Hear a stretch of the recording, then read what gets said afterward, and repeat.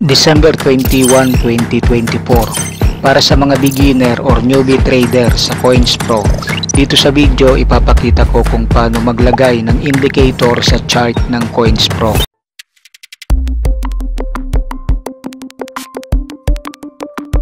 Audio Jungle.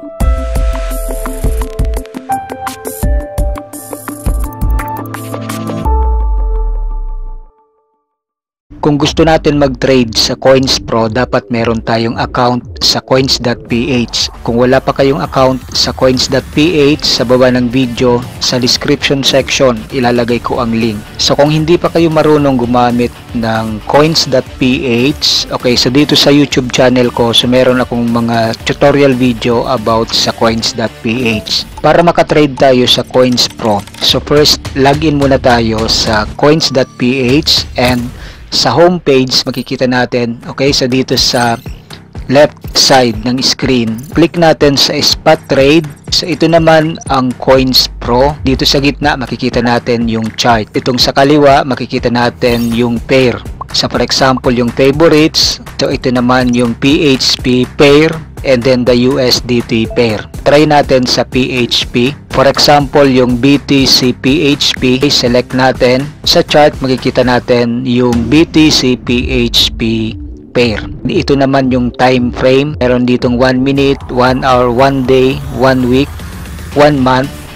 Okay, so ito naman yung candle. Kung gusto natin palitan, so pwede tayo dito mag-select. Ang indicator naman, katabi nitong settings, itong sa right side, ito yung indicator. Example, gusto natin maglagay ng indicator sa chart. So click lang natin dito sa icon. Sa indicator, so pwede tayo mag-search or pwede rin tayo mag-type dito ng indicator. Okay, so example, gusto natin yung Bollinger Bands. So click natin dito.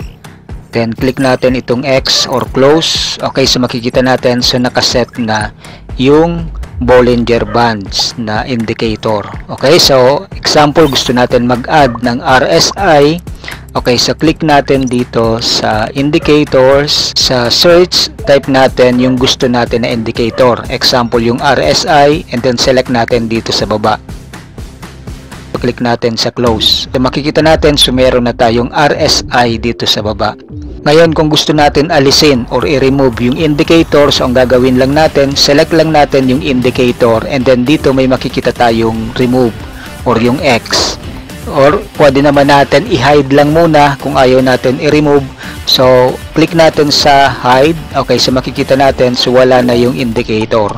Okay, so kung gusto natin i-unhide or show, okay, so click natin ulit dito. Okay, so ngayon makikita natin yung indicator. Okay, so now gusto natin i-remove. Okay, click natin itong X or remove. Okay, so wala na yung indicator. Okay, so ganun din dito sa baba yung RSI.